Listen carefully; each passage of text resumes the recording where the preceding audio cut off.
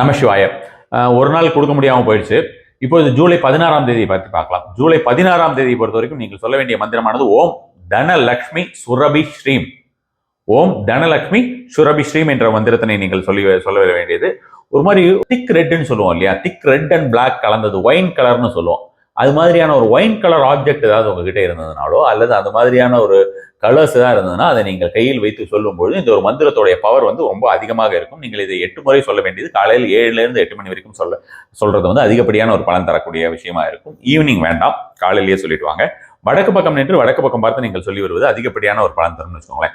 இந்த ஒரு நாளில் உங்ககிட்ட எல்லோ சஃபையர் இருந்ததுன்னா அந்த எல்லோ சஃபையரை கேரி பண்ணிட்டு போனீங்கன்னா அது ரொம்ப அதிகப்படியான ஒரு பலன் தரக்கூடியதாக இருக்கும். இந்த நாள் நெய் தானம் பண்ணுவது அதிகப்படியான ஒரு பலன் தரக்கூடியதாக இருக்கும். நெய்யை நீங்கள் நெய் விளக்காகவும் ஏற்றி வைக்கலாம்.